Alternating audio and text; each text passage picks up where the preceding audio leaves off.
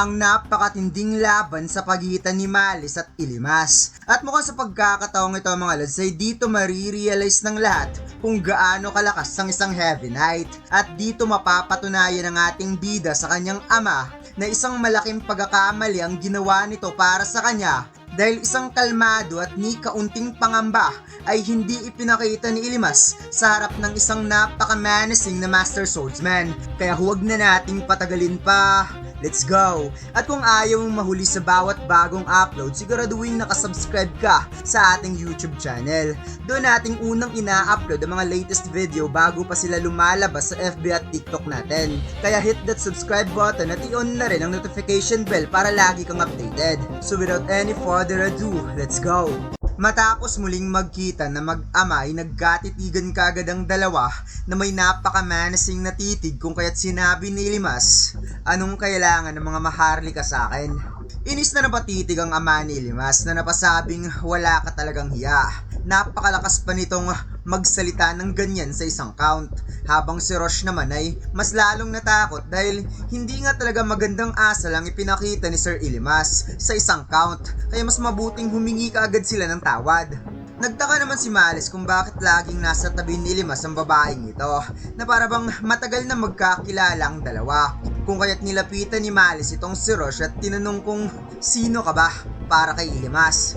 Tugon naman ni Rosh na parang wala lang na inosenteng napatanong na kilala mo ba si Sir Ilimas? Kaya napatitig na lamang si Malice na nandilat at hindi nakapagsalita. Sinabi ni Ilimas kay Rosh na kung maaari lumabas muna ito. Siya muna ang bahala dito. Kakausapin niya lang ng personal ang mga maharlikang ito. Ngunit si Rosh ay nakaramdam ng pag-aalala para kay Ilimas at hindi daw niya ito kayang iiwan habang nakikita niya itong parang galit. Kaya si Ilimas ay natahimik na lamang at hindi nakapagsalita. Biglang tinawag ng ama ni Ilimas si Rosh at sinabihan niya itong, "Huy bata, isa ka lang hamak na tao. Huwag kang makialam sa usapan namin. Umalis ka ngayon din." Kaya si Rosh ay napaigting na lamang na parang anak na pinagalitan habang pinipigilan ng sarili na lumuha. Sinabihan ni Malice si Aizas na bakit hindi na lamang nila hayaang manatili ang babaeng yan. Dahil since malapit siya kay Ilimas, baka may kinalaman ng babaeng yan sa iniimbestigahan nila. Kaya agad na pumayag si Aizas dahil total ipinagkatiwala naman niya ang lahat sa kanyang munting anak ang paghawak ng usaping ito. Samantala, napatanong naman ng guild staff kay Aizas kung ang pinunta ba nito dito ay upang kunin si Ilimas bilang bagong tauhan matapos marinig ang mga nagawa nitong kahanga-hangang achievements sa pagtapos ng Dream Hall. Na sinabi pa nitong sobrang bilis lang talaga kumalat ng balita. Magalang at mahusay ang adventure na ito at may sapat na talento para mag-iwan ng pangalan sa kasaysayan ng kanilang guild. Tinawag na guild master ni Aizas ang lalaking ito at sinabing tama ng pagpapanggap. Alam daw nito kung bakit siya nandito. Alam nito na ang lalaking ito ay miyembro ng pamilyang Edvon. Kaya ang guildmaster ay parang nakakita ng multo nang nalamang ang batang ito ay isa palang maharlika at napasabing teka muna Count Aizas. Baka nagkamali lang ho kayo. At yung guildmaster mga lads ay parang iba sa karaniwang guildmaster na makisig at leader ng mga mandirigma. Dahil para lang itong mukhang manager ng bar restaurant. Sinabi ng ama ni Ilimas na sa tingin niya may isa sa mga tauhan ng guild ang nakipagsabuatan sa batang ito. Kaya inutos ni Aizas na iharap kaagad sa kanya ang lahat ng mga empleyado ng guild. Ngunit ipinaliwanag ng guildmaster na parang napaka-imposible naman ata ang mga sinasabi nito. Subalit isang matalas lang na titig ng ama ni Ilimas, bumahag kaagad ang buntot nito at agad na sinunod ang utos ng isang maharlika. Gulat na napatanong si Rosh kung totoo bang isang maharlika si Sir Ilimas. So ang ibig bang sabihin nito na agad namang sinabi ng ating bida na totoo. Si Aizas ang ama ko, kahit labag man sa kanyang kalooban na aminin nito. Galit na sinabi ni Aizas kung nakalimutan na ba ni Ilimas ang mga sinabi niya. Sinabi niya na noon na ipapapatay niya ito kapag ginamit ang pangalan ng kanilang pamilya na Edvon. Natahimik si Ilimas na napapakit mata na lamang siya na parang nagkaroon ng pagluwag sa kanyang pakiramdam nang nalaman kung ano talaga ang pakay ng pinunta ng ama niya dito. At sinabing kahit minsan hindi niya ginamit ang pangalang Edvon. Kung saan agad ring sumabat itong si Rosh na napasabing tama ang mga sinasabi ni Sir Ilimas. Hindi niya kailanman ginamit ang pangalan na yon. Bakit ba hindi niyo na lamang siya pagkatiwalaan? Inis na napatitig si Aizas at agad niyang hinablot ang strap ng armor ni Limas na para bang sobra siyang nainsulto sa sinabi ni Limas, habang si Males naman ay pinigilan si Aizas na mag-explode sa galit at ipinaliwanag na nakita na nila ang taong nais nilang imbestigahan. Hindi nila kailangan magmadali, kaya napasiday si Aizas kay Males at napatanong kung ano ang ibig sabihin nito. Wika ni Males kay Limas na makinig ito sa kanya, na sinabing nasa level 40 ka ngayon, hindi ba?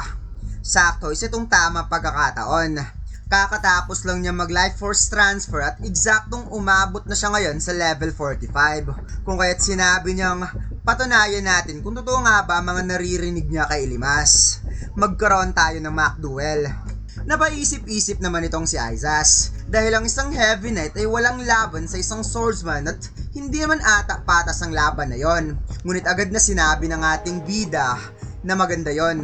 Tinatanggap ko ang hamon mo. Na parabang ito rin talaga ang hinihintay ni Limas na pagkakataon para mapatunayan niya ang kanyang sarili, lalo na sa kanyang ama na mali ang paniniwala nito na walang silbi ang Heavy Knight. Subalit sinabi ng ating bida na tatanggapin niya ang hamon, ngunit mayroon siyang isang kondisyon. Kapag napatunayan niya ang kanyang lakas sa pamamagitan ng pagtalo niya kay Males, wag na siyang pakikilaman sa buhay niya. Kaya si Aizas ay mas lalong nagalit at nainsulto na napasabing napakalakas ng loob mong magsalita ng ganyan sa harap ko, bata ka. Habang si Males naman ay sinabing wala nang mas ikasasaya niya kung ganun ang mangyayari at yun ang kagustuhan ni Limas. Subalit isang himala na lamang kung matatalo man siya ng isang Heavy Knight. Pagkatapos sa ilang sandali lang ay nagkaharap na nga dito ang dalawa mga lods na makikitang handa na ang Demon's Rage ng ating bida at ang kanyang espada, habang si Males naman ay pinakita ang kanyang matinding kumpiyansa since isang Heavy Knight lang ang kalaban niya.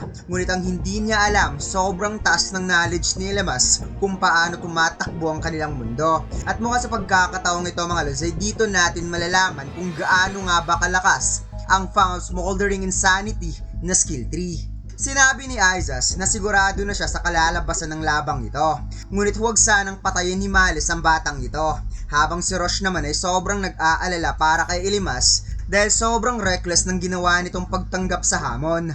Sinabi ni Ilimas kay Males na mukhang simula pa lang nung mga bata pa sila, hindi na sila muling nagkaroon ng mock duel.